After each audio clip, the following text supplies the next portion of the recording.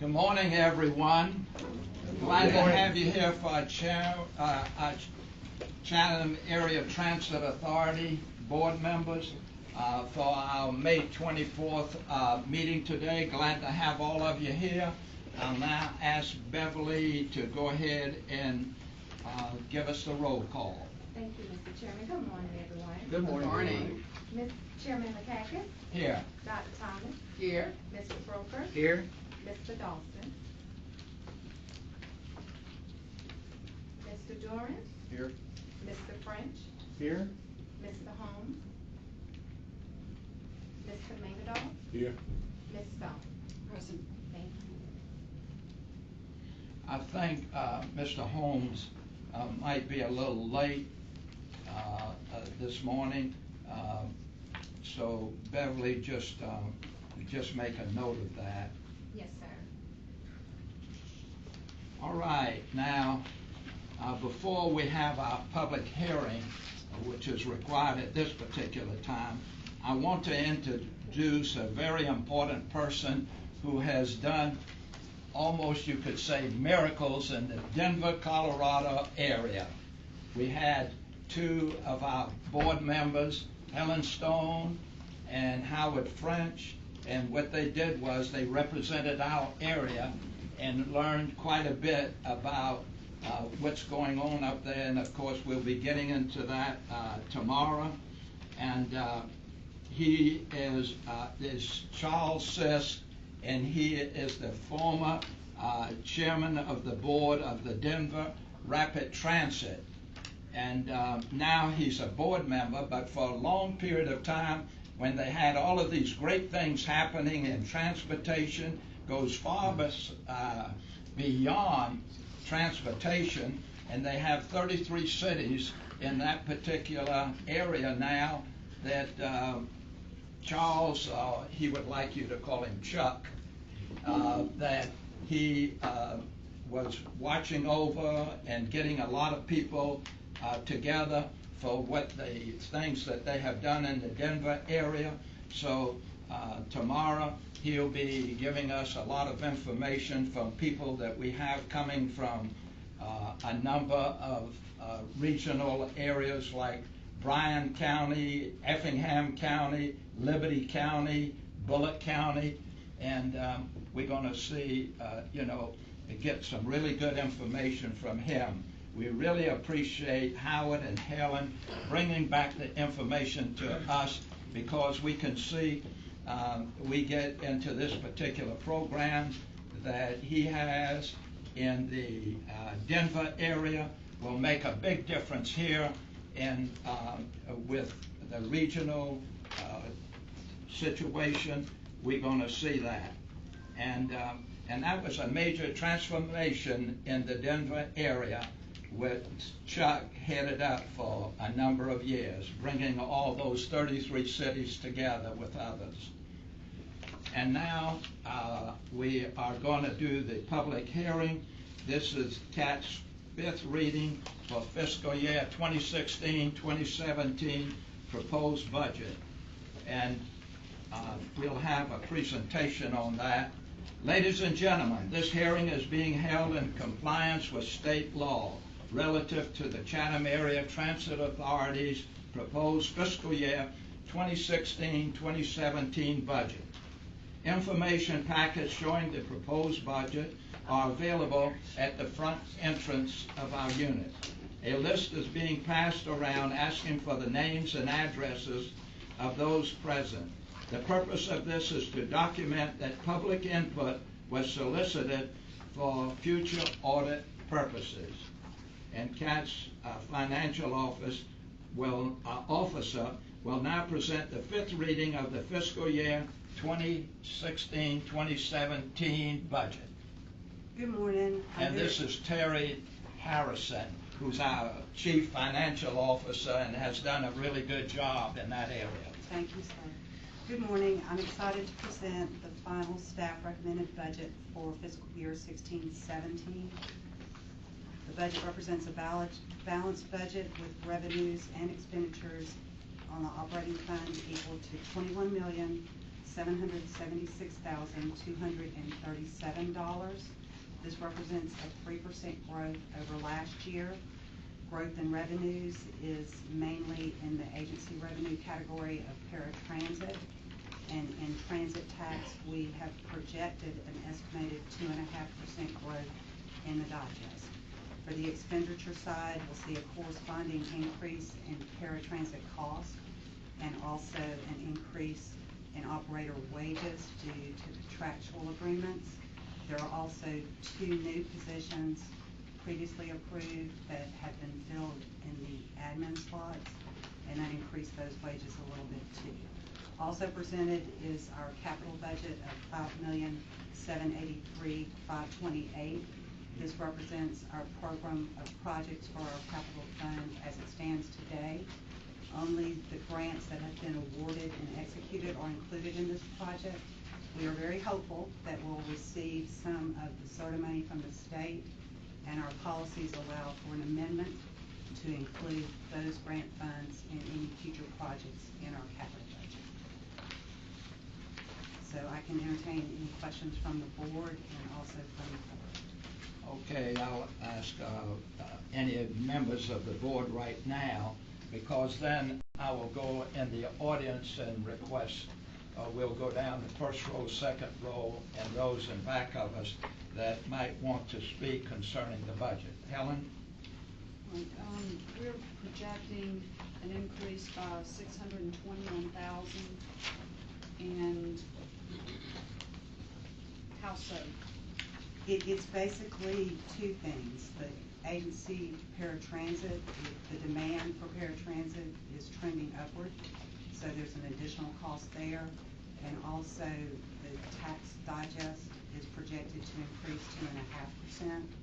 So that on the revenue side makes up the majority of the 621, and on the expenditure side, it's covered by contractual increases in operator wages and increase in para. All right, but let me ask you this growth in the digest, is this the information you're getting from the county at this time? There's no definitive information No, I understand, now. but I'm just saying this is the guesstimate they've Yes. given you. Yes. Because usually they're pretty conservative, so this growth in the digest could be better than what's here. Right. Yes, ma'am. So- Last year, we projected a 1% in our budget, and it was actually closer to 4%. So we're hopeful that we'll get a little bit more funding from an additional increase once the final numbers are in. Okay, that would be good, because we're right on the cusp, I mean, between black and red, and I just wanna make sure that, I feel good that these are the numbers that the county's given you, rather than, something that you speculated on your own, because they're usually very conservative. Yes, ma'am. Thank you. Okay, and now we will hear from the audience there, and we'll start on the right side of the room and go row by row. Of course, we only have 2 rows here, but this is something that they ask you to read when you have the public hearings. And if you wish to speak, please stand, state your name, address, and the name of the group or organization you represent, if any. We have staff available to help pass out any written material to the board members that somebody in the audience would like to distribute to the members of the board.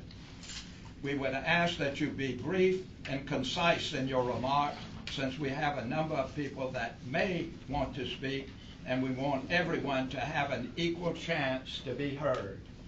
So we'll start over here with Nathaniel. The first row here, anyone on the first row would like to stand and speak? Anybody on the first row? The second row, anyone on the second row would like to stand up and make comments about our budget? Okay, then we'll come to the people, and I see some of our staff members and others that are behind me. Do you have anyone behind me would like to make any comments whatsoever at this public hearing? Okay, fine. Well, now, the CAT's financial officer will come and anything else that you have, Terry? Just one more thing, the budget represents a millage of 1.0. We're asking the commission to set our millage at the same rate as last year, so there'll be no increase in millage and therefore no increase in citizens' property taxes. We did hold 5, including this one, public hearings, 1 in the evening. We had attendance at all meetings and incorporated the comments and input from the public. So we have one last step. We can either adopt the budget now, or we can wait till later on in the meeting during the action items section. Okay, Helen? I just have a question. You've already held all the public hearings? Yes, ma'am. Prior to that. Is there a reason why the board was not notified of those public hearings? They were included in our original budget calendar and also. But I mean, like a reminder sent out that I mean, when we have budget hearings, and I'm sure the city the same, the board is there. And I just didn't know if there was a reason why we were not reminded or told where it would be located and that kind of thing. I think it's important for us to hear what the citizens that do speak on the budget, what they have to say for the future. And I see some people that are sitting behind Bill and Frank and Helen. Any of you would like to speak? I don't want to, prevent anybody from speaking on our budget. Okay, and the next on the agenda. Bill, go ahead. Just a couple of quick things. I do agree with Helen that I would like to have been notified about the meetings. I may or may not have been able to be there, but it would be nice to have that option to hear people speak. I just have one question. On the capital budget, the Intelligent Transit System, that's the smartphone app? Is that what that's about? The app is part of the system. Right. It's actually a larger system that we implemented over the past 3 years. It is on bus and in the CAT Central computerized system that allows AVL information and will eventually provide the platform for the app. Okay, but we still have no delivery date for that? We're really close. They said the latest version, there were like 2 or 3 things that we said, can you fix this? And so they reset that today, so we have to test that out, but that's how close we are. Thank you. Anyone I've been else? hearing that close word for a while. Yeah, it seems like it's that carrot just. Oh, I mean. You're right. Close. Next is the Close. approval for the minutes of the April 19th board meeting. We need a motion on the floor and a second. So moved. All right, we have a motion on the floor and a second. All in favor of approval of the minutes for April the 19th, please signify by saying aye. Aye. Any opposed? Minutes have been approved. Action items are next. And of course, since we were talking about the budget and recommended millage adoption for fiscal year 2016-2017, we need a motion to approve this. So moved. Second. I have a motion on the floor, a first and a second for the millage adoption. All in favor signify by saying aye. Aye. Any opposed? No, but I'm very glad that we're not recommending a millage increase. Okay. Kudos to the staff for that. Next is the advertising policy. Curtis? Thank you, Mr. Chairman. Staff request board approve advertising policy. As you know, we recently put out RFP for advertising, and we also wanted to make sure there was a comprehensive policy to go along with that. Okay. The RFP has been submitted. Yes, ma'am. Anybody want any information? Bill? Yeah, I just had a couple of comments. Number one, I noticed on the interior advertising, you did follow up on my suggestion, I think others use this as well, that nonprofit organizations will be able to place placards, if you will, on the interior of the buses. They will simply be responsible for the production of the advertising and its installation. And I appreciate your taking that into consideration. Yes, sir. And I did just have one other thing. I was interested in the list of prohibited advertising, and it was quite exhaustive. I was wondering though whether or not it would not be a bad idea to prohibit predatory lending advertising as well. I tried to find, other systems that might have excluded that sort of advertising, and quite frankly, I really couldn't find anything. I mean, the biggest move in that respect has been Google. They have removed any predatory lending from their website as well. I know that you haven't had any time to draft anything like that, but I'm just wondering, I think it's fine to approve what we have before us, but I would like authorization to get with staff and possibly look at the possibility of our not permitting predatory lending advertising on our vehicles.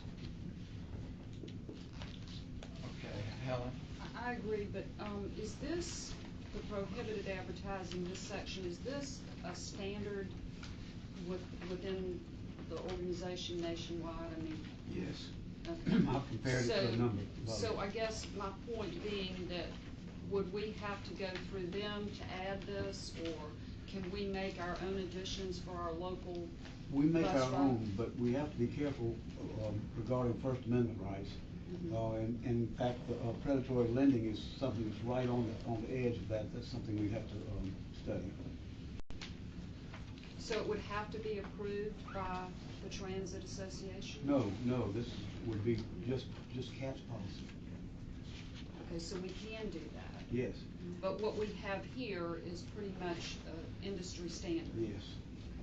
Yeah, it just to follow up on that. Yeah, I mean, if you look at other systems, they utilize very similar prohibitions. And when you go to the APTA website, you can find many of these, and they suggest them. And so we've tracked and have what a number of transit systems have adopted. So there's nothing really out of the box here. However, particularly in light of the work that I do, I do recognize that predatory lending is a real problem, and I would assume that there will be a fair amount of suggestions to put advertising on our buses that talk about predatory lending. And when I talk about predatory lending, I talk about lenders, and Google is using this particular definition, lenders who charge more than 36% per year, and products that are payable within 60 days. Those are the kinds of things that I'm talking about. And I recognize what Ty has mentioned, and that there may be some First Amendment issues in terms of whether or not we can limit that. But if I did work on something like that, I could get with Ty and make sure that we didn't, we came as close as we could to avoiding any kind of difficulty. Yeah, I don't. Okay, Bill?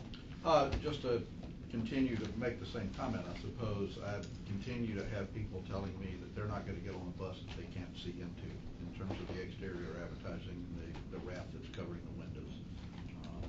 It's not a groundswell of movement at this point, but at a time when I think we want to try to increase cab ridership, I really don't think we should be painting the windows. I think we should be able to see into the buses. Yes. Okay. All right then, any other comments from the board? Ty?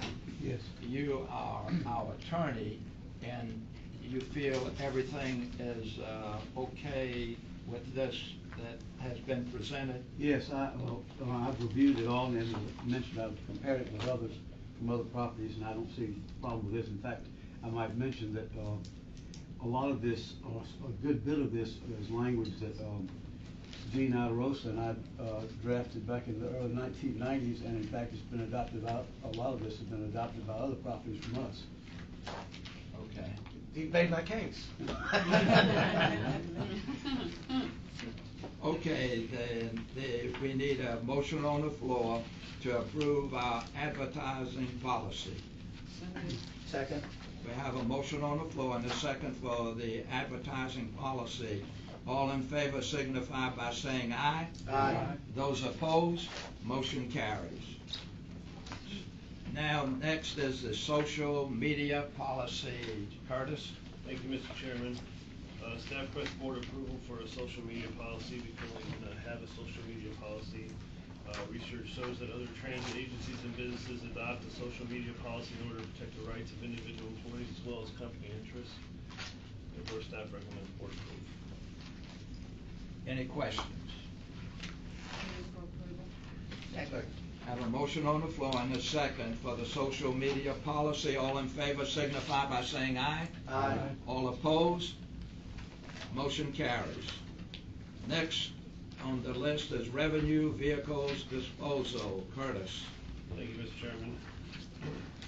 Staff requests board approval to dispose 5 revenue vehicles and 4 support vehicles. These vehicles have exceeded their useful life under FTA, DOT, and they have a value of 0, and so we recommend that we dispose of vehicles. As we have stated in the past, that we can do the auction of the highest bidder. We can give it to a nonprofit or scrap metal. We can sell it for scrap metal. So those are 3 alternatives. What kind of vehicles are they? We have 1 paratransit vehicle, 3 fixed route vehicles, and then 1 relief vehicle, operator relief vehicle, and 3 maintenance support vehicles. And these are all buses? I mean, it doesn't, it just gives 4 of them are support vehicles, and then like 5 of cars. them, yes, cars and pickup trucks, and 5 of them are buses. So how do you? 5 are buses? Yes. And you said 5 revenue vehicles? Oh, Yeah, okay, and the that's- 4 support, okay, got it. I just didn't know, you listed the vehicle identification numbers, but I didn't know what they were. And we can start adding the name of the vehicle. Well, I mean, I was No just problem. curious of whether it was all buses or whether it was, personal vehicles for the organization. Thank you. Church, I noticed on your useful life years and mileage. Some got 12, some got 5. Yes, sir. The bigger vehicles, the large buses, they have a 12-year life or 500,000 miles, and then the smaller buses have a 100,000 mile or 5-year life. And as a team decide on these buses go into that category, how do y'all assess that? Only by the mileage or by the use of both? The condition of it? Yeah, well, before I got here, buses have been going beyond its useful life, and we keep using them because we had no other alternative. So at this point, when we have an opportunity to get rid of some vehicles, we take the ones with the highest mileage and the longest. So, but typically, yeah, I mean, if it's 12 years but it's under the mileage, then we may continue to run that vehicle. Right, depending on, we just don't want to sink our money into something that's not going to provide us the money pit.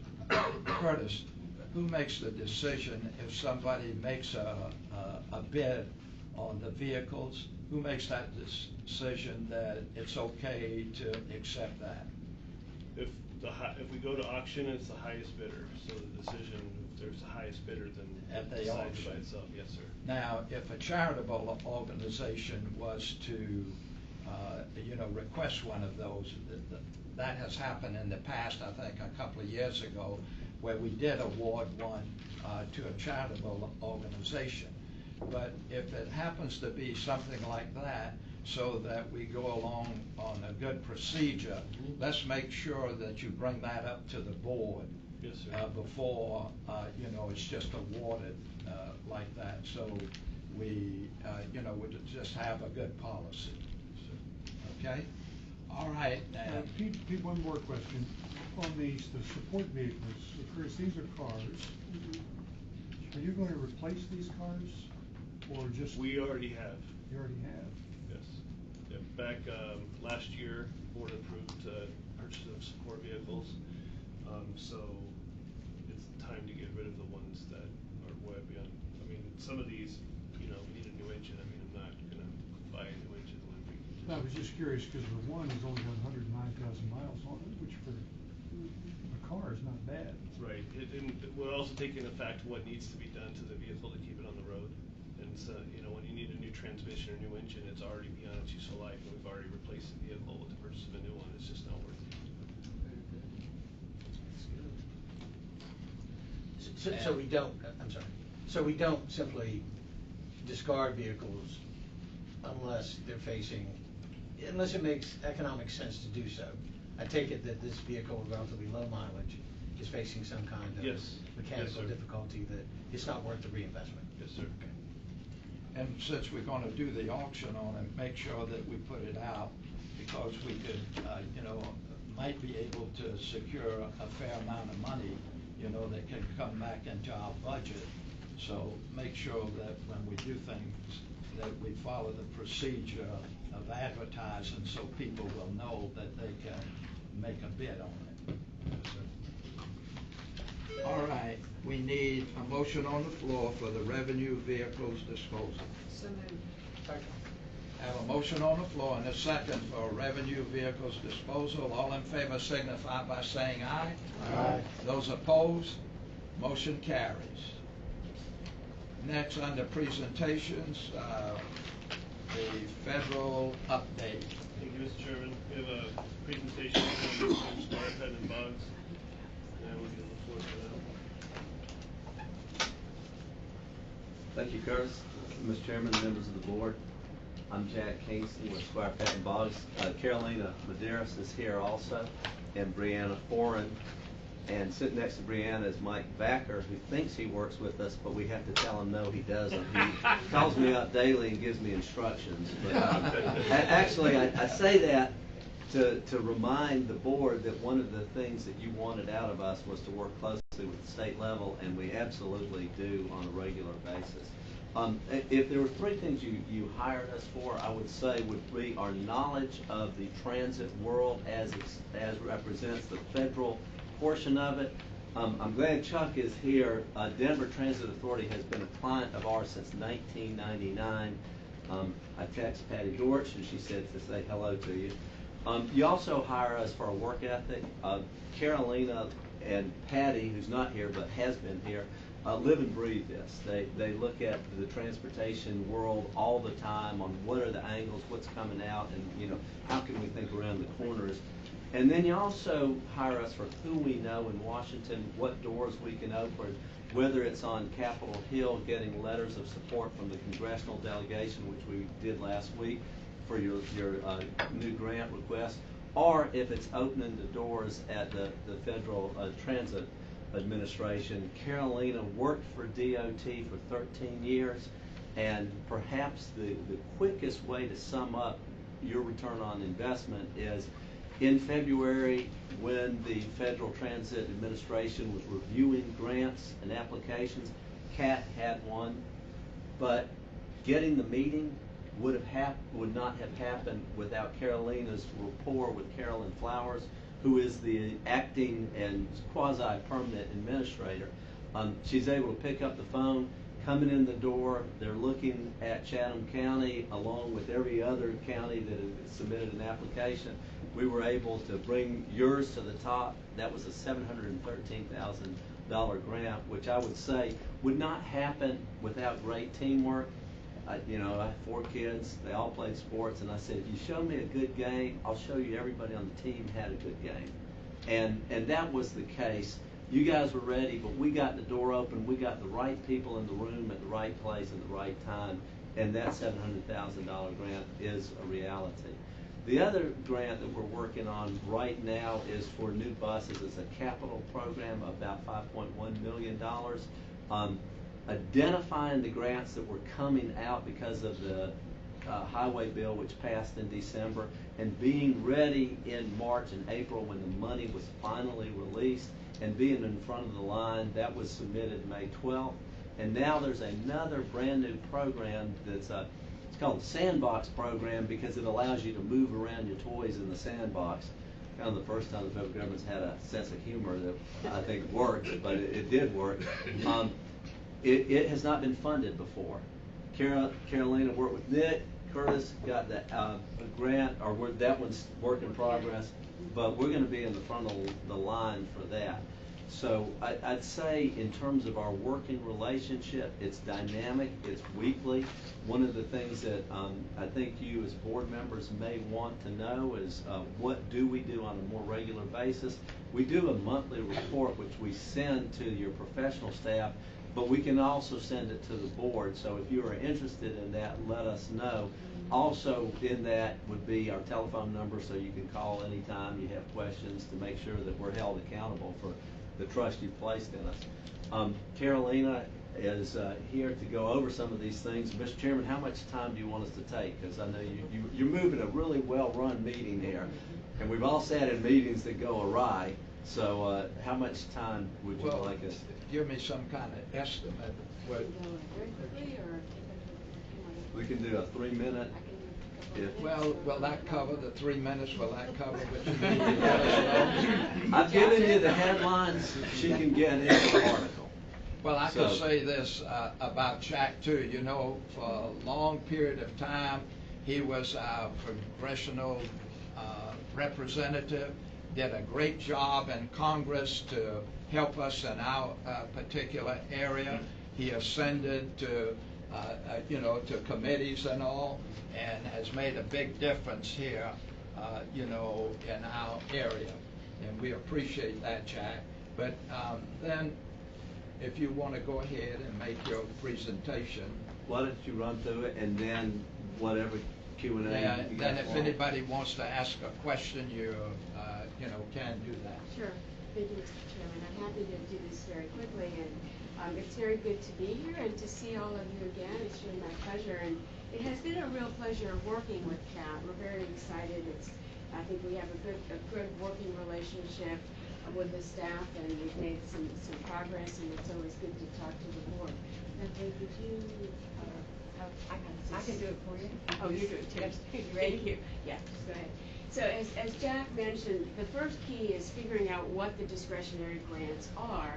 And when we started working on this, the FAST Act had not become law. It was pending in the House and the Senate.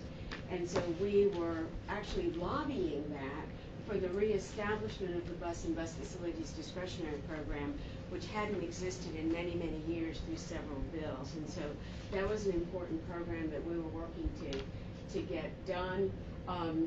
At that time, Kat also asked us to develop a funding outreach strategy. And the key is, as with anything in life, is to be very, very focused and to identify needs and priorities.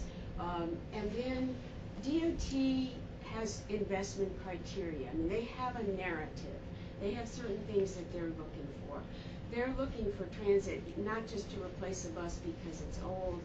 They're looking for downtown redevelopment, getting folks out of their cars, getting automobiles and trucks out of downtown, having integration between buses and walkability and bicycles, and something they call ladders of opportunity, which is making sure that buses really serve to get people to work, to healthcare, to education. It seems obvious, but not everybody does that. And so the importance of tailoring what we want to do to their narrative, and not just saying it, because everybody in the country says, oh yeah, we're doing that, but you need to prove it.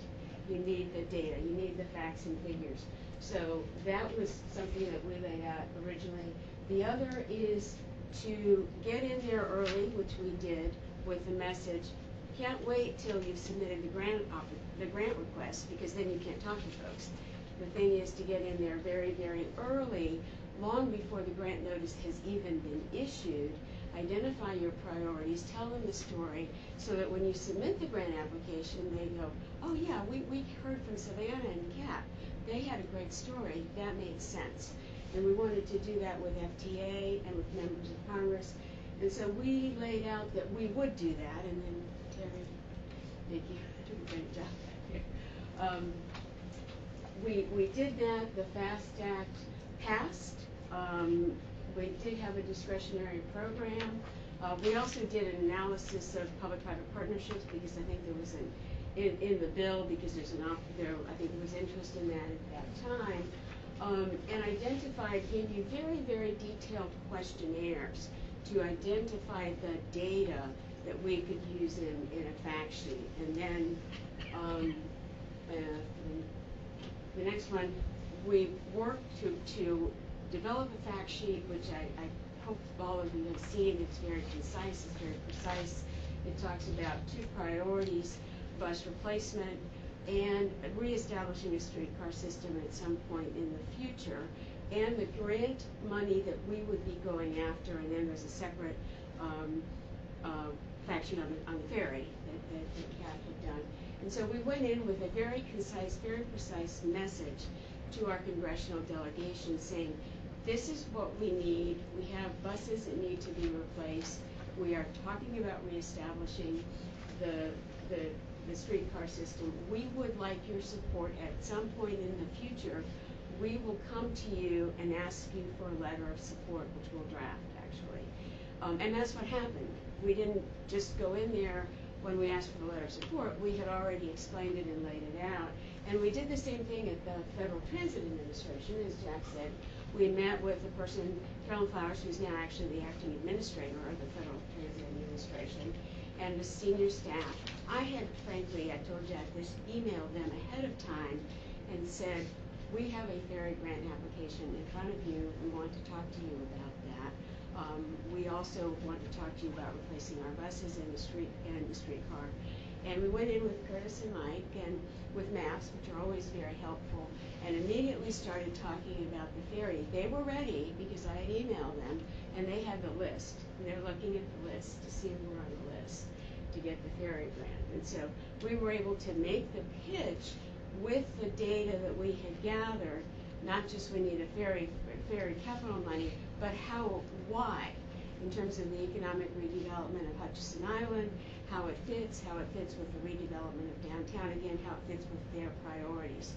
And we did the same thing with the bus and said at some point we'll come back to you with a streetcar. And Carolyn Flowers turned to Curtis and then to me and said, that is a great story. Tell that story in your bus application. Don't just ask for buses to be replaced because they're old. Tell us that story. And so we worked, really, let's go to the next one. Meanwhile, we got the ferry grant. We did get the ferry grant, I actually was very excited about the amount of money for that ferry grant. I mean, that's really a good chunk.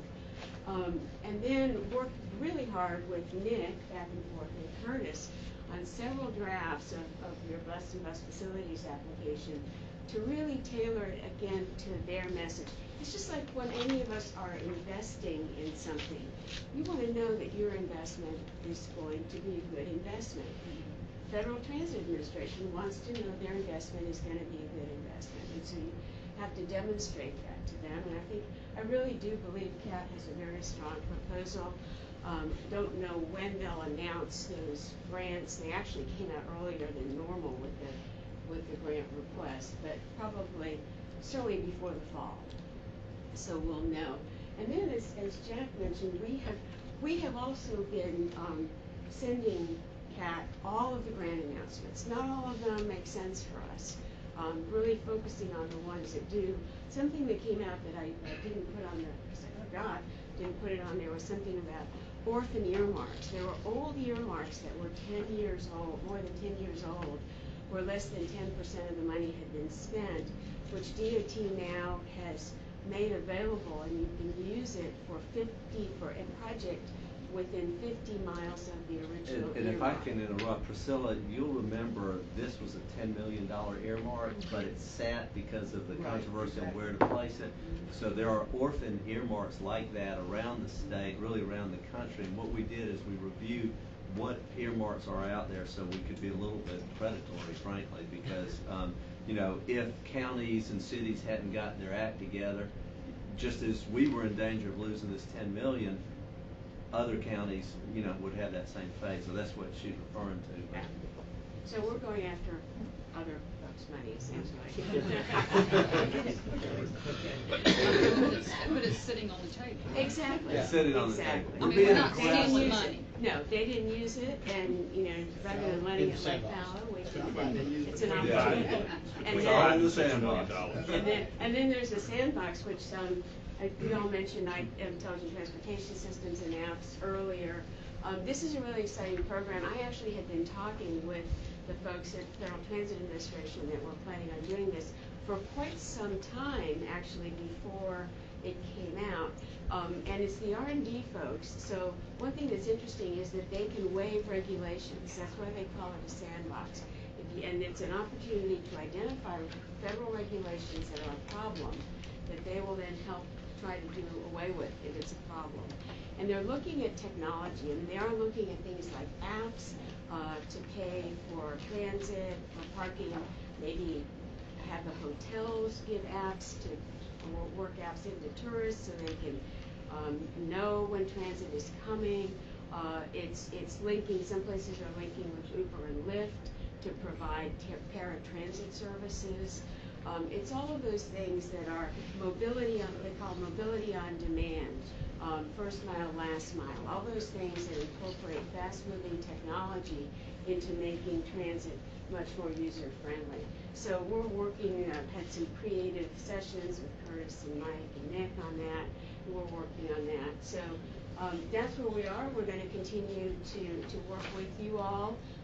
And we, as Jack mentioned, we did get the letters of support from the congressional delegation for our bus application, and that should be helpful.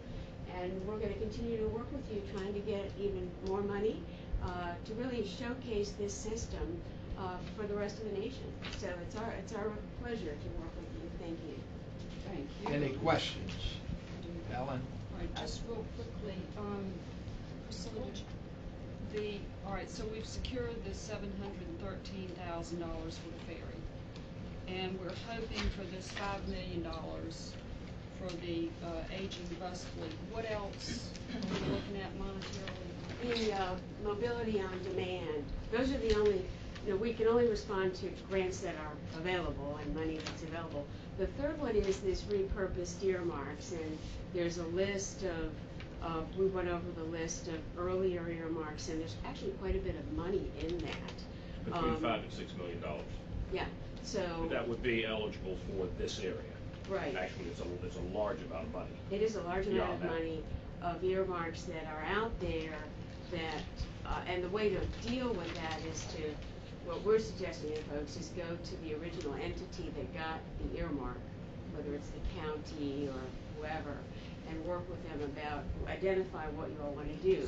So when might you hear something on these other grants? Just On the, usually they announce them in the fall, and so they went out a little bit earlier with the bus announcements, so you might even hear in July or August, but certainly not before that. I understand. I'm just curious to know where we are with if I can use a term loosely, new money or money that we weren't expecting that could help us going forward financially.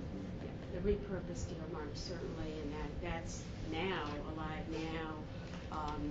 The other is mobility on demand. I mean, there's not a lot of money. There's $8 million nationwide, but I don't think they're going to give a lot of grants. But so that is unique.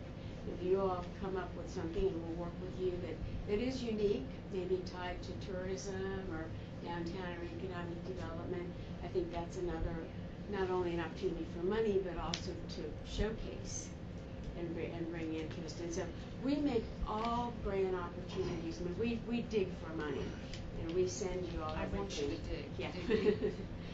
But not everything's appropriate to submit for. Oh, I understand. I was just trying to get an idea of what we might be looking at for the future here. Sure. Thank you. Thank you. Go ahead. I just wanted to say thank you for a very precise report. And it appears to me that a lot of work had gone into this, and also the team concept. It takes that team concept, in order to get anything done. And so I'm really excited about that, and I really appreciate all that you all have done, and will continue to do to support that. Thanks. Okay, Bill, hold it. Oh, I'm sorry. He had his hand up first. Oh, I just had one question. The repurposed earmarks, is that segmented by region, like we're in region 4? So would that be? It's not segmented completely by region. You can figure out where the earmark was going, but it's not broken down by region. What we did is we pulled, I think, the 1st congressional district, and yet they're all over the state. The requirement is that you can use it for something within 50 miles of the original earmark. So we worked with you all to figure out, we first guessed, I mean, Jack doesn't have business anywhere, everything is, but we figured out where the 50 miles were and then worked with you all. And even, for example, even though some of them were highway earmarks, they can be used, the money can be used for anything under what they call the Surface Transportation Program, which includes transit. So you can use, it doesn't have to be a transit earmark, it can be an earmark for something else. But it has to be within 50 miles of the original earmark. So would that be, I mean, could that cross borders, boundaries, like? Cannot cross state borders. Okay, so but that would it only can be cross within Georgia. county borders. If there's an earmark in another county that's within 50 miles. Bill? Yeah, I was going to mention the fact that, you know, one of the things we've discussed here as a board is the difficulty that a lot of low-income residents have in getting to work. Yeah. And I think you mentioned economic mobility Yes. as being one of the priorities of the Department of Transportation at this juncture. And I think I can speak for the board and say that you know, that is a real problem in Savannah. And Savannah is really trying to come to grips with, you know, with the poverty issue that we just can't seem to break out of.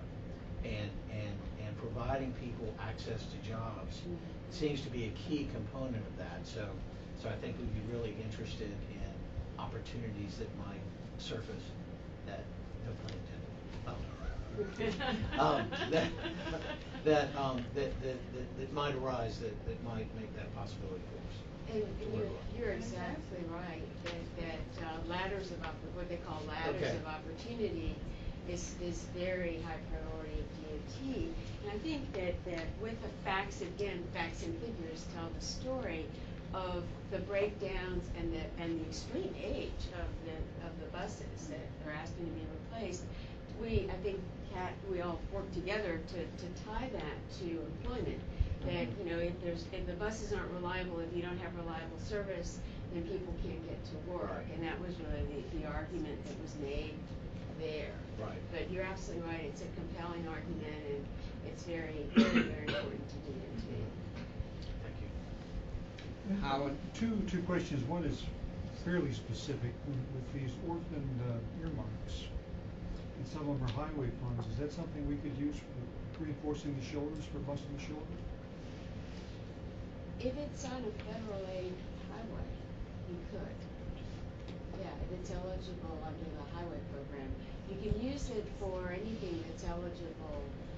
A surface transportation program it's broad. You can't use it on a local road or a state-only road, but a highway that would be part of probably your main roads here are part of the federal aid system. But yes, you can do that. And then the second one is more general. What's in our sandbox? Well, that's up to you But all. you've been talking to Curtis. So Yeah. what do you guys think? Yeah.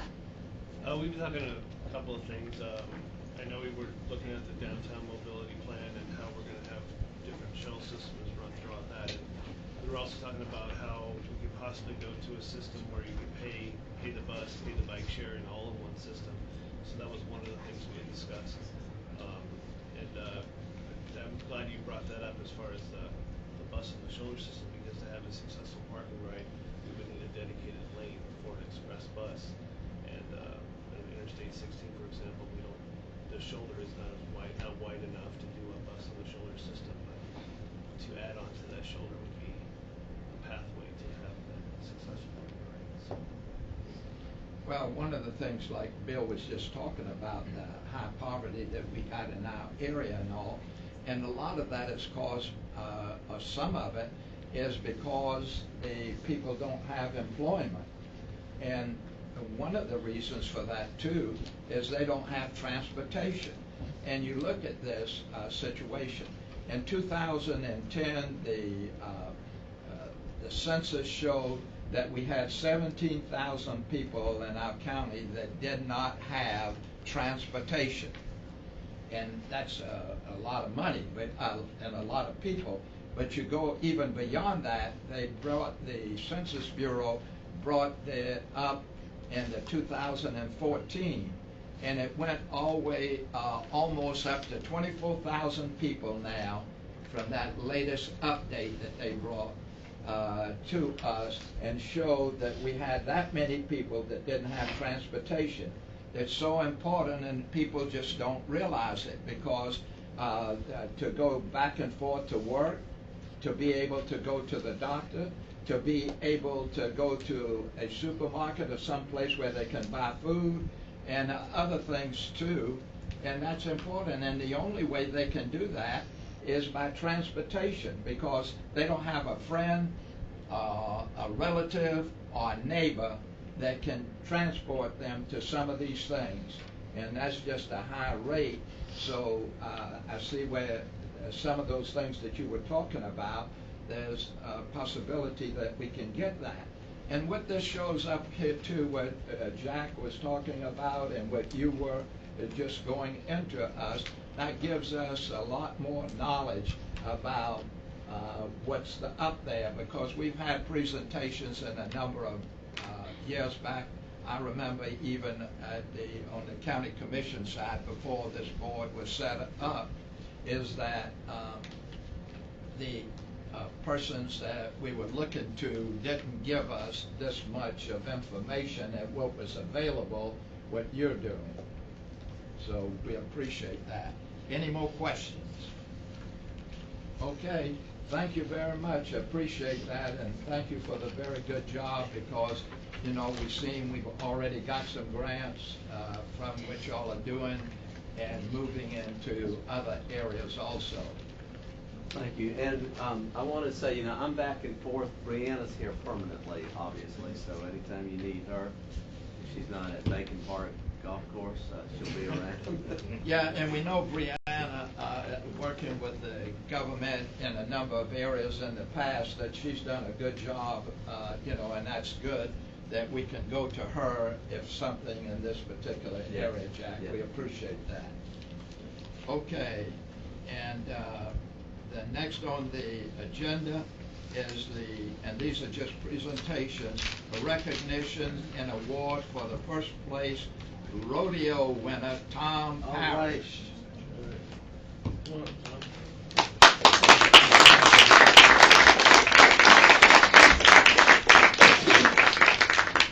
Tom already got his award, so he didn't bring it, show it off. I just wanted to recognize Tom. Last year, in December, we had our safety awards banquet, and Tom was selected as Operator of the Year, which is a tremendous honor. And but Tom didn't stop there. He went to our local rodeo and took first place, and didn't stop there. So Tom went up to Charlotte, North Carolina, and competed against 60 different agencies, and I think he came in 19th. But he did a really good job. Well, better than that, they have this thing called a Customer Service Challenge.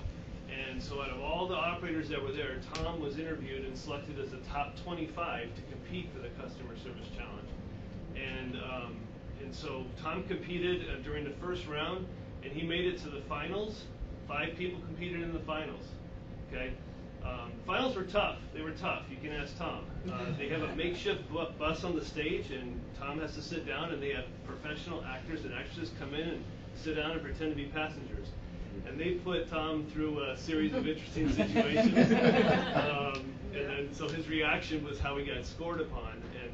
And though he did not win that, he finished in top 5. We're certainly proud of him. And Tom's been here for over 30 years.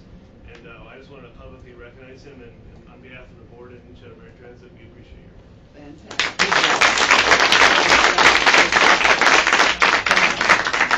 On behalf of the Did anybody board, from Denver make it in the top 5? There you have it. There you have it. and Tom, as I started to say, on behalf of our board, we really appreciate your efforts and the others that participate in that, because that's really nice, and sometime soon that you'll be number 1 for a big area. Yeah. All right, thank you. Next, for the ridership statistical analysis, Curtis. Thank you, Mr. Chairman. We have RS&H here, and Nick, you want to go ahead and introduce? Sure. Thank you. Following on last month's board meeting, we decided to engage with RS&H to do a statistical analysis of some of our ridership trends and patterns over the past 2.5 years. So you'll see in your packet there is a presentation and also a memo titled "Analysis of Ridership since the Opening of the Transit Center," which introduces the topic. But without any further introduction, I'd like to welcome Beverly and Rachel here from RSNH to present on with their findings. Thank you, Nick. Good morning, everyone. Good morning. I'm going to stand over here so my behind isn't anybody in the crowd. And if you would change the slides, that would be great. Good morning, everyone. Again, Good morning. Rachel Hatcher with RSNH. I have quite a bit of information to share with you today, so I'm going to try to keep it as brief as possible. If you have any questions, we'll try to address those at the end of the presentation. And there are, again, packets, the memo as well as the slides in your packets with much more extensive information than what we'll present today. So today we're going to talk about your ridership, the statistical analysis. We all know what we believe about our routes. We all know what we think trends show and things that we think would have causal relationships. But this is looking at the data and looking at the numbers and analyzing that information. So we're going to give you an introduction and background, the route ridership summary, causal factors analysis overview, and then conclusions. So what this study is going to look at, again, is 28 months of historical fixed route passenger ridership data from November of 2013 to March of 2016. And as Nick stated, that is looking at normal trends without any changes in real significant changes in route structure or fare revenue. Those significant changes would have a very large statistical impact. So we wanted to have business as usual set of data. We looked at local ridership patterns and trends of the system as well as the route level to see if those routes mirrored the whole system information. We looked at causal factors determining impacts to ridership at the route and system level. And then, of course, origins, excuse me, destinations, and user groups by route. So no surprise, in the left-hand table you can see the share of system total ridership by route. 14 Abercorn local carries almost 25% or a quarter of your entire ridership for the year. And then the others are going in order based on percentage of ridership from there. And then the next category is your share of the system total ridership by day type. So you can see your weekdays are carrying the more significant load of your passengers. Saturdays are approximately 5% lower than your average weekday, and Sunday is around 12% lower than your average week. Now keep in mind, on Saturday and Sunday, you do operate fewer lines, fewer routes, so that does have an impact. So this information, I'm sorry, the colors are a little muted on the screen, but if you look at your packets, you can see that this is going to show you your ridership trends for the system by year. So for those first two bands, that's really where you're going to see the most recent information. That gold band is going to be your 2016 year. In the middle, you'll see your 2015 ridership, and then 2014 on the left in green. So you can see in January, from year over year, how that ridership compares. Go to the next slide. So it's really important to note that there are holidays and there are no service days and reduced service days throughout the year in your system. There's only one month in the year that has 31 days and no national holidays. And that month is October. So you're going to see October in each of these graphs kind of pop up off the board. And you just statistically have more opportunities to provide service as well as some other trends that we'll talk about later in the presentation. But this gives you a little bit of background information about how every month is not equal and there are events that take place that do impact ridership. And this digs a little bit deeper into that perspective where you can see year over year, even if it's not a national holiday or reduced service, every January does not have an equal number of service opportunity days. So in 2014, in January, you have 21 days, but in 2015, you had 20 days. So it's important to dig a little bit deeper into the transit route ridership opportunities to determine what impacts that could have had on ridership year over year. And then the table below that shows you the routes that operate less than 7 days per week. It's important to extract that kind of information from your average norm in that month. Next. So when you remove that information, you look at your system regular weekday average ridership over time. So removing those anomalies from the data set, you can see that you have fairly level ridership, but you do see some small peaks throughout the year.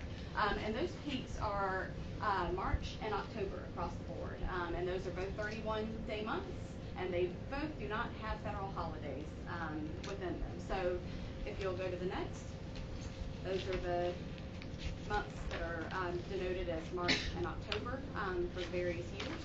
And if you go to the next slide, we also show your Saturday and Sunday service. And you can see that the Saturday service peaks relatively mirror your weekday service. There's a couple of dips in there that don't exist with your average normalized weekday service, but your Sunday service is relatively flat. It has a little peak in there at one point, but it does not as closely mirror your weekday service as your Saturday service.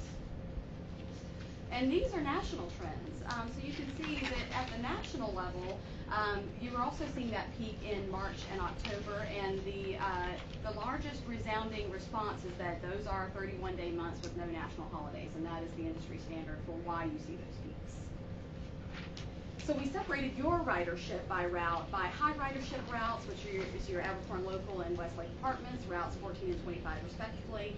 The others in the bulk of the chart are your medium ridership routes, and then your low ridership routes, which are your express routes and Route 20 Montgomery Coffee.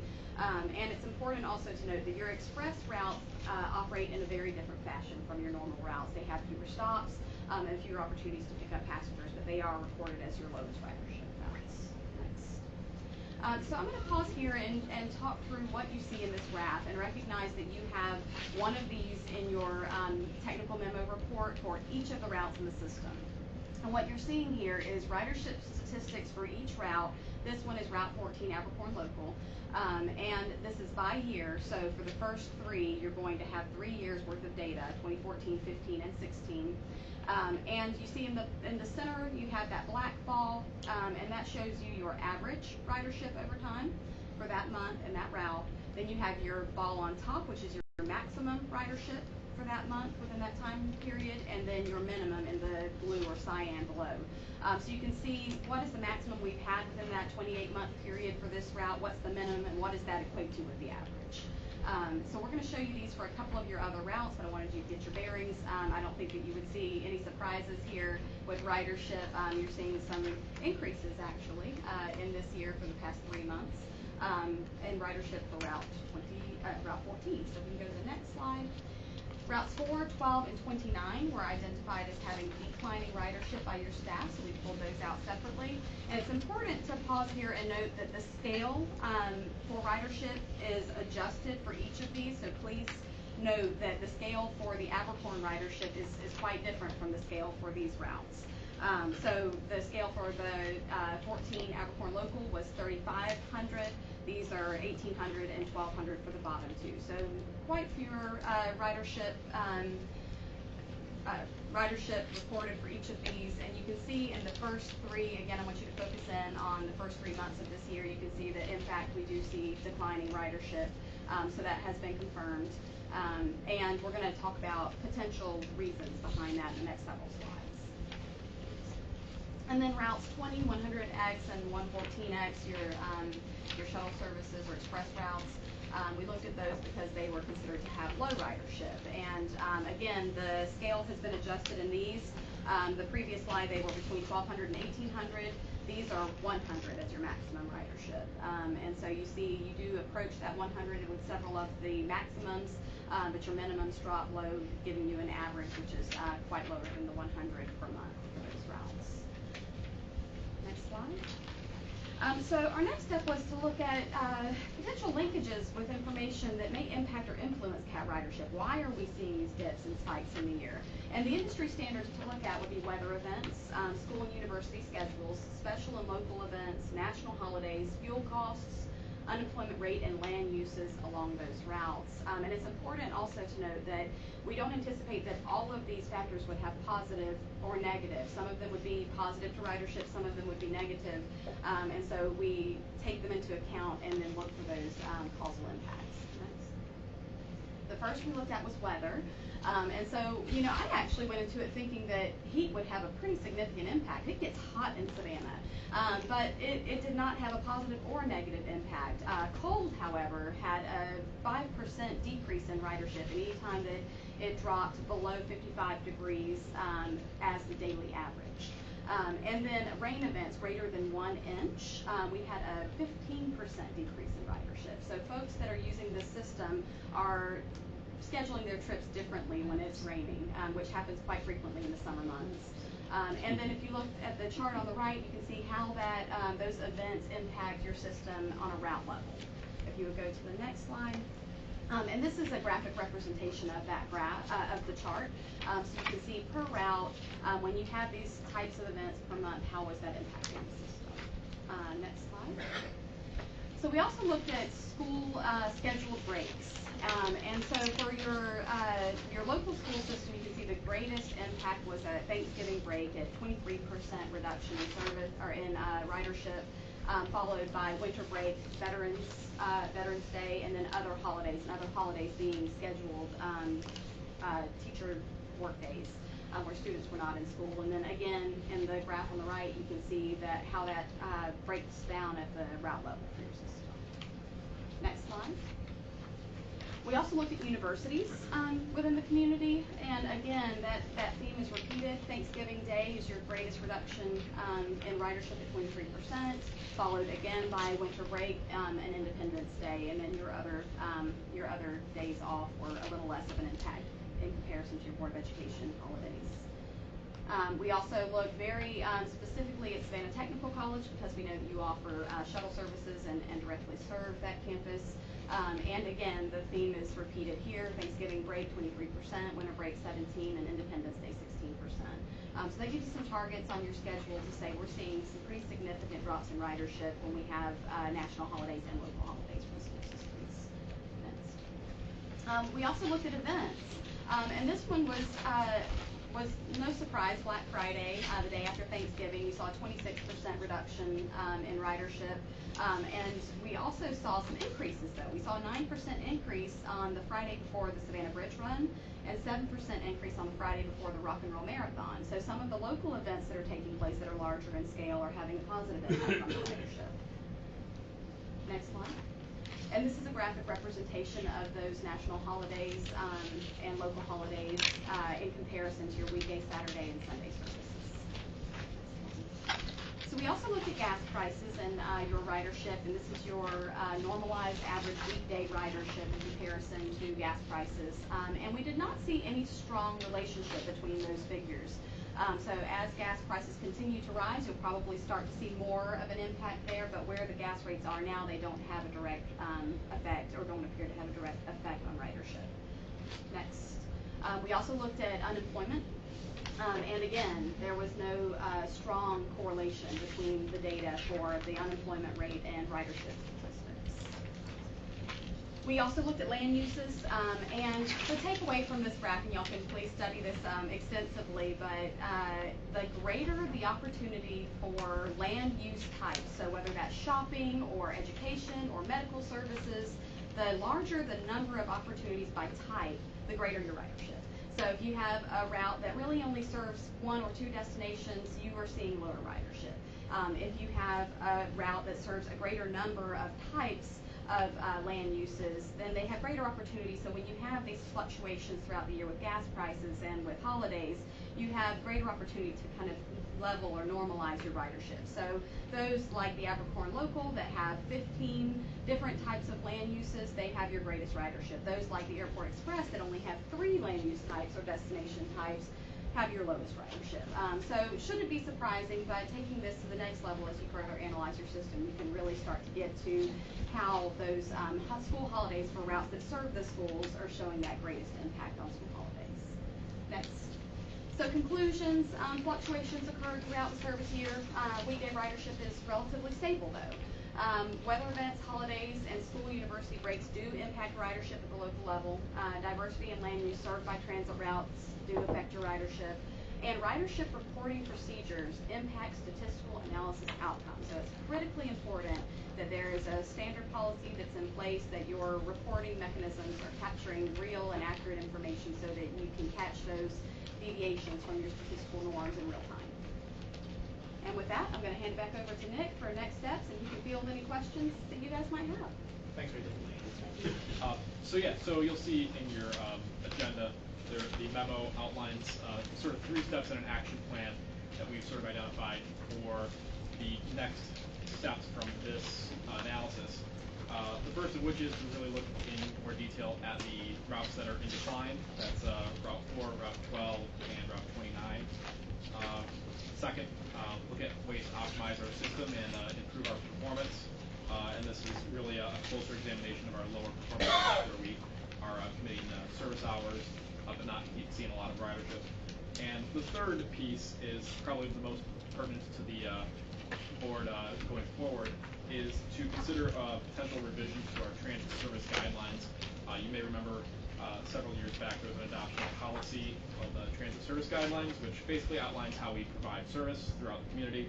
Several other communities have looked into ways to sort of more clearly state what their goals are for ridership versus making sure that all users within our service district have access to transit. And I've outlined some examples there and some resources you can look into there, but really just kind of laying the groundwork for that and looking at this as an opportunity to potentially go toward a policy to decide whether we want to prioritize ridership or access in which ways. So I encourage you to look into that, and happy to answer any questions. Bill? Some of this information was very helpful. Some of it we already knew. I mean, we've been looking at the decline in some of these routes month after month after month.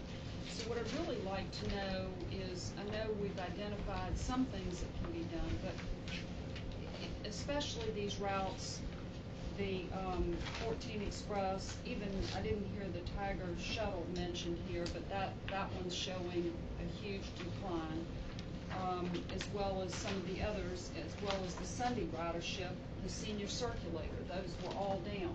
So what I want to know is what are we going to do? We've been talking about this for several months now with the low ridership on these routes. Do we have an action plan to deal with this at all? With regards to the Tiger Shuttle, if I can take one piece of that, we asked RSH to specifically look at the routes that CAP funds and not look at routes that are under contract. So we did not examine the DOT shuttle, we did not examine the Liberty shuttle, and we did not examine any services run for Savannah State. Because we really wanted to focus on where the tax subsidy was going and the value there. Yeah, we have with regards to Savannah State, again, we have to look at that and do a deeper level of analysis on that and to determine what we can do for next academic cycle. And so that process is in play. I mean, what I'd like to know, and I realize that this would be a very fluctuating cost, but I don't know what it costs to actually run a route.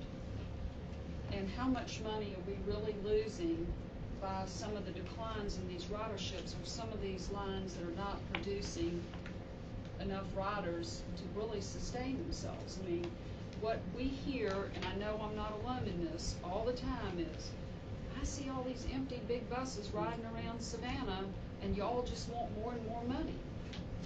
So what do we do? You know, I try to tell them, you don't know at what point you're in the route, you're seeing that bus and how many people have gotten on, how many people have gotten off.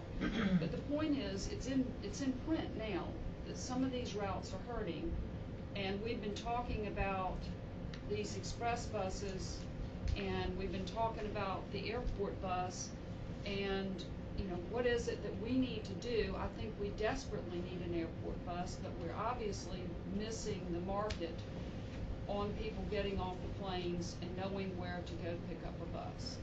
And if we need to sit down with members of the airport commission and see what we need to do to be more front and center, that's what we've got to do. But I'd like to know, just in sort of mile per mile, not necessarily a route, but what it costs to run one of these buses, and how are we hurting ourselves with these declining routes to keep them on month after month after month after month. So.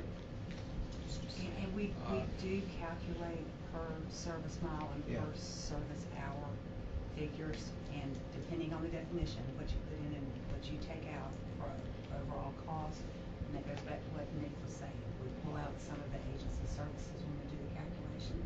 Sometimes you want to look at it system-wide. Sometimes you want to look at it There's got to more be diluted. So there's got to be a cost per hour or per mile, or however you want to say it, yes, for ma'am. operating a bus. It's right at 76 for this system. $76 an hour. And I think 85% of that is the labor cost. Yes. Right. I know. matters not. Right. What I'm getting at is, we've talked about these declining routes month after month after month. And when I think $76 an hour, we're losing a lot of money. It's just something that needs to be looked at. Actually, I think you can see it. I'm sorry. Priscilla, you okay now? I'm okay. Okay, go ahead. I think you can see it, Helen, if you look at our projected income statement to the end of the season. You're going to see a $400,000 loss in fare box revenue. I understand, And that's relating back to running too many hours, I think. That's for my the service point, that we is, have. where is that deficit, monetary deficit showing up the most, and how can we correct it? Because we operate on a delicate line between the black and the red.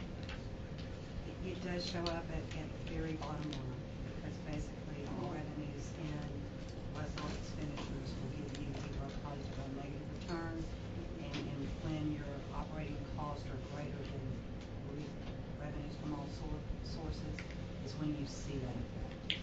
Well, we have a responsibility to the taxpayers to be able to answer these questions and to be able to do the best we can with what we've got. And if we're running buses on routes that are losing money, then we're not running a very efficient business. Well, go ahead, Bill. I concur with Helen in terms of, routes that are less efficient. Yeah, but we have to, there's an element that we have to recognize that we don't make money, on this. I think that our fare box recovery rate is, 17%? Yeah, so we really lose money every time a bus pulls out. But, it's a service that we're charged with providing. Just two questions. One is, did we look at all at how people get information as to bus routes? This was not an evaluation of communications. And I guess Okay. that's obvious. My follow-up question. Okay.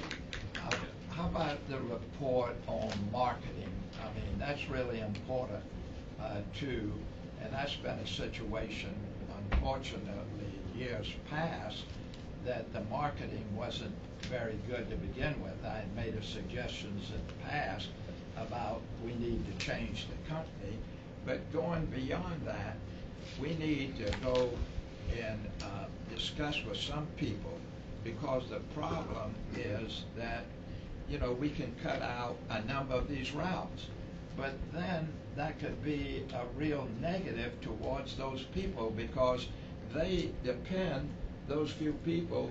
I mean, I'm not talking about just a couple of people. I'm talking about some just making looking and comparing them, with others. So if we just take a standard, if we don't make this much, we could be causing some people that need the transportation, that we provide a good portion of it, for people and all of that. So what we need to do is look at and interview a number of those people on some of these routes, and then of course push our marketing and with that situation, because I mean, this could be really negative for a number of people in our community that do not have transportation. So what I'd like to see, Curtis, is that we have Nick and whoever else, is that they start interviewing people on some of these lesser routes, and we can see whether they have transportation, whatever it is. But now we also have to push where this park and ride situation is, and you've discussed it with us before, and all of that, because that can make a big difference. And we've got somebody doing the marketing now, right? All right. I haven't seen any of it. I don't know if any members of our board have seen any of that marketing, but bring a report to us by the next meeting so that we can see, what type, let them do a report. Let them show us what they are doing to market our bus system. That's really important, with that, because we can see then if they're doing the things that they're supposed to be doing, or should we change that or go in some other area. Helen? Bill? Pete, I want to be very clear. I'm not trying to take away necessary routes. What I'm trying to do is find out why these routes are not being utilized to their potential. Maybe it's not exactly where people need to go. Maybe we're not serving the people to the best of our abilities, and that's why the ridership is so low. I understand that this is not just about making money, it's about making sure that people have transportation to where they need to go. But by looking at some of these routes repetitively, it's obvious that we might be missing the mark. And that's what I'm interested in, maximizing the amount of transportation that we offer for the lowest cost.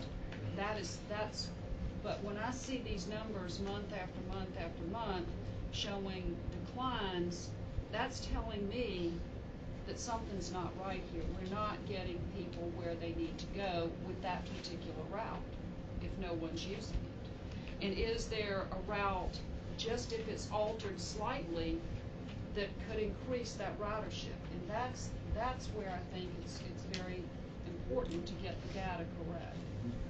Well, anyway, let's make sure whoever, whether it's Nick and others, to interview.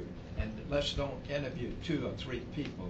Let's have a better interviewing so that we can get, hopefully, the real reason, that they are riding and other things and some of the things that what Helen is talking about, because that way we can hopefully make a decision that will help us and see, what the responsibility is of ours. Bill? Yeah, along the lines of what Helen's talking about, I don't disagree that this is not just to be a profit. Hopefully one day a profit-making venture. That our job here is to make sure we have transportation, but there also has to be some rational point where you're not running a bus because you can get one person to the other side of town. There has to be some break point there where, yes, as much as we need and would want to provide the service, we just can't afford to do it. Just a comment for that. The question I had is, it sounds like, and maybe this is necessary to help make some of those decisions, it sounds like staff is asking us to make a decision about a service allocation policy, about what our focus is. Is our focus about making sure that we have maximum access or maximum ridership? And at what point do we need to make that decision? What are you asking? Well, we can certainly, what I'd like to do is go over the policy, make sure you guys are familiar with it, and we can certainly work it out and discuss it in committee meetings. But I think everybody needs to be aware of what our policy currently states and what are we going for here. To a lot of points that I had a chance to chime in, there are certain routes, yes, like visibility on the Airport Express. The 114 has been through I don't know how many board meetings, and it's just, we got to look at just, cutting losses on that.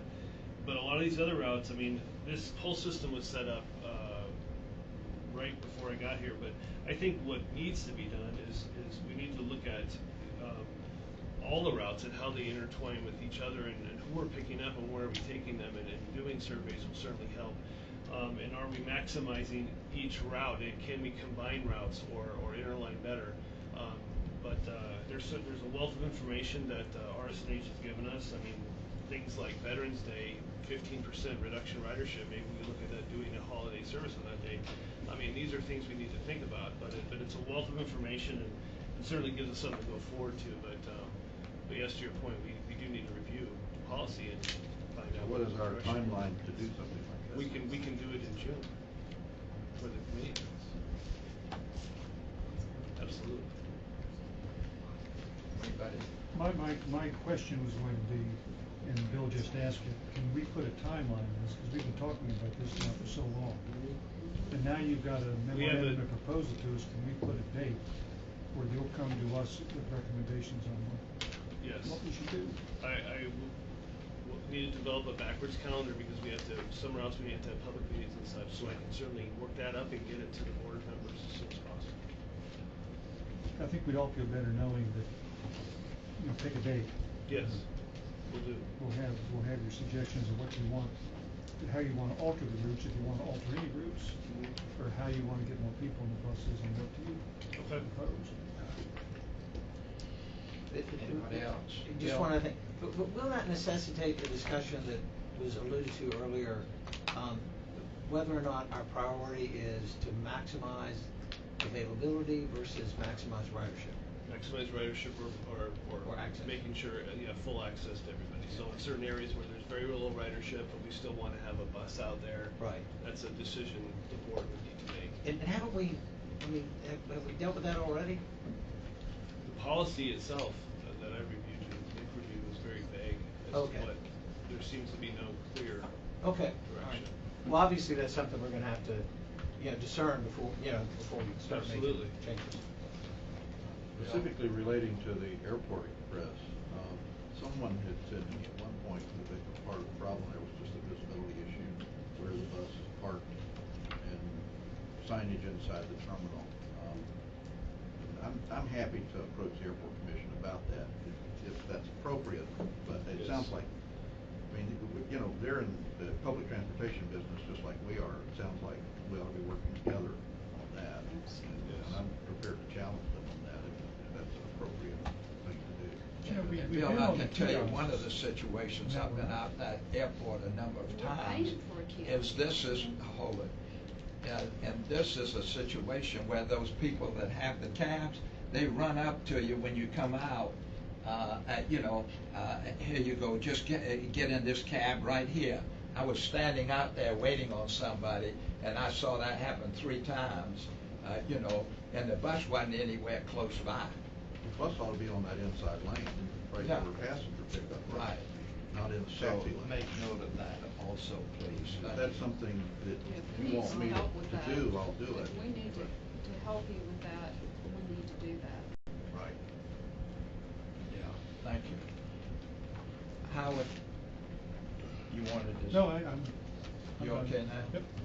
All right. Any other questions on this? Okay.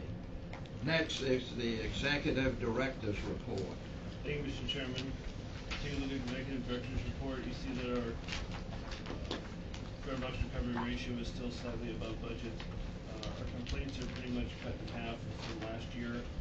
We're trending around the same as far as preventable accidents as well as productivity. With paratransit, kind of similar numbers, lower in complaints, but still trending about the same as far as accidents and productivity goes. We're trending slightly higher as far as employees' injuries with lost time. But as far as our overall KPI summaries, below that, for our goals, we are ahead of our goal in productivity, as well as efficiency, safety, quality of service, both not with just complaints, but also with distance between vehicle failures, and our on-time performance continues to rise. Take any questions, we go right into the service delivery. Let's go right in. I'll just do the service delivery. So the next page, you see our overall local express bus ridership is flat for March to March. Our all mode ridership is up 1.5% for the month. A couple things I wanted to point out. I know we just discussed very length as far as ridership goes, but on the fixed route system on page 6, you see that our wheelchairs are up 30%. This is pretty significant. It's a good sign that customers using wheelchairs are riding our fixed route service. And at the same time, it's a challenge when you have that much of an increase to stay on time. If you could also turn to page 8. One thing I wanted to point out here, which is good news, is in the middle on trip cancellations on page 8, you can see that our advanced and same day cancellations are both down a lot. It's tremendously. We did have a slight increase in no-shows for that month, but that had been trending down as well. But overall, that's a good sign. The certifications, staff's been working very hard. You see there was 35 recertification certifications combined. 6 of them produced functional assessments, and 5 of those assessments have passed.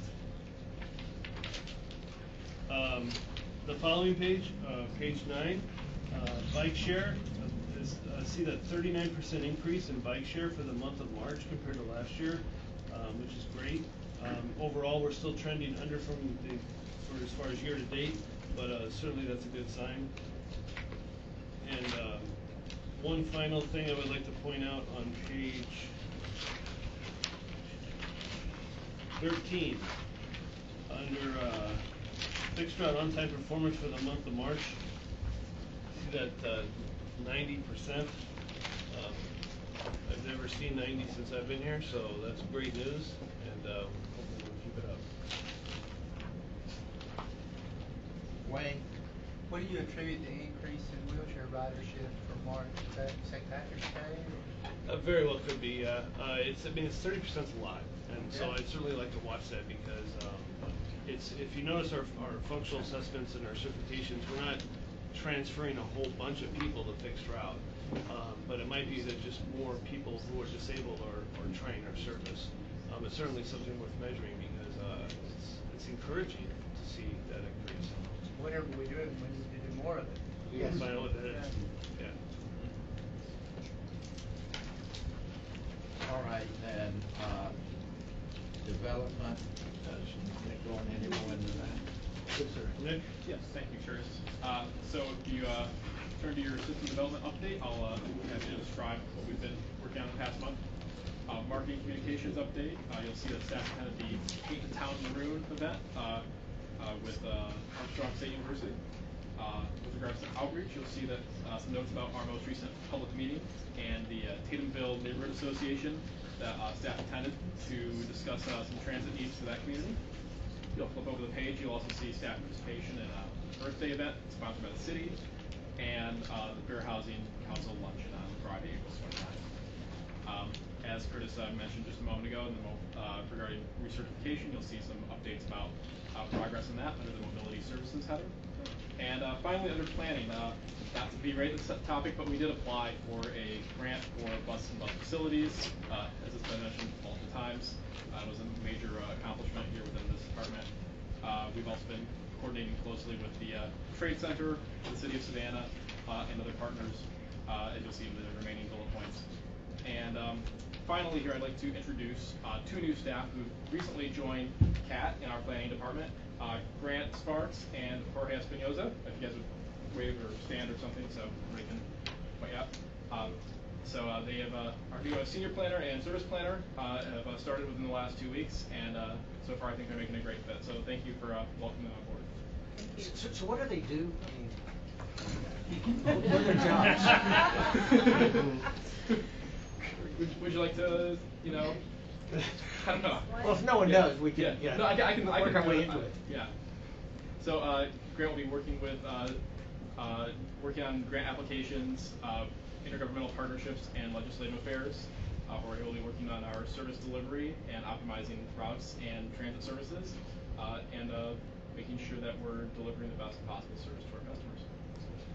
So Jorge replaced Will. You remember Will used to be here, and then Grant is replacing Nick because Nick's last day is tomorrow. He took a position with the MPC, which is something more what he was hoping to do since he came to Savannah, and finally has an opportunity. Well, okay, thank you all. Now, let me say this. Nick, some of us didn't know tomorrow's your last day, and I would like to thank you because in some particular areas that information that we needed, some suggestions that you have made, and being involved with us is you've done a good job. Really appreciate that, and we hate to see you go because future things, the way that you were headed would be good for us, but the new position you'll be taking is something that you were looking for in the past, but we wish you that you have a very good situation where you're going, and wish you much success. Thank you, Mr. Chairman, and it's been an honor to serve this organization. I think you're heading in a great direction. You've got great leadership and a great team here in CAT. So I really believe that this organization is going the right way. It's bittersweet. So thank you, Mr. Chairman. Let's get him. Excuse me. Go I ahead. was just going to suggest that this actually works well for us too, to have somebody from CAT Right. working in the comprehensive planning department of MPC. So that can't be but good news. Yeah, that's true. He can be our missionary. Yeah. Mole. Okay. All right, then, and the financial update, Terry? Yes, the financial update is included in your package. A quick summary. Month to date, our expenditures are over our revenues by $78,000, creating a negative variance of 47. Year to date, 54 in the negative, with a budget variance of 135,000. This is the March financial report, and it's the end of the third quarter. So what you see in these numbers that you haven't been seeing each month is the analysis and the resulting adjustments to our accident reserve and also our personal leave. When you look at the insurance line, you can see that the adjustment in our claims paid based on our actuary's analysis about equals where we are behind. So that's really the net result of our monthly activity, the adjustment that we made to the reserve. What you'll see is that finance staff has implemented the plan to be more audit ready on a month and quarterly basis. So we used to wait until year end to book these adjustments for insurance and also for leave, which could have created a big swing between the June numbers you see in July and the audited financials.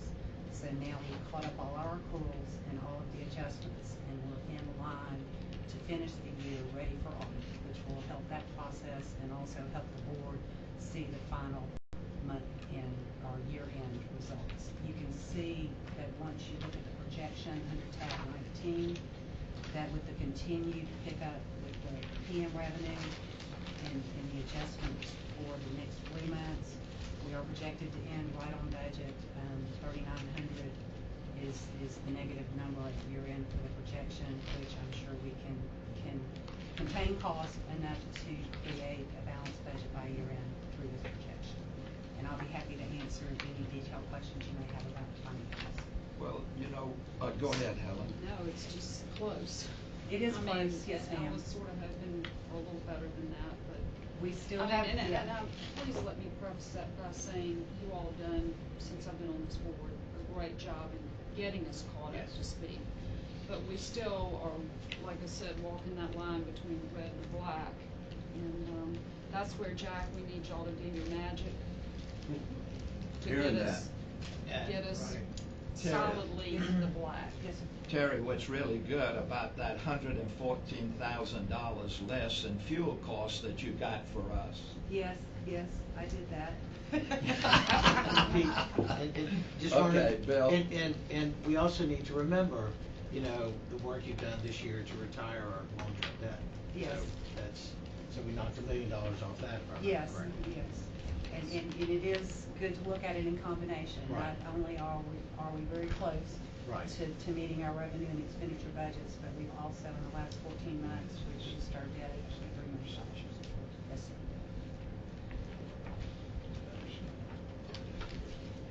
Okay, the next item is item 8 is the executive session.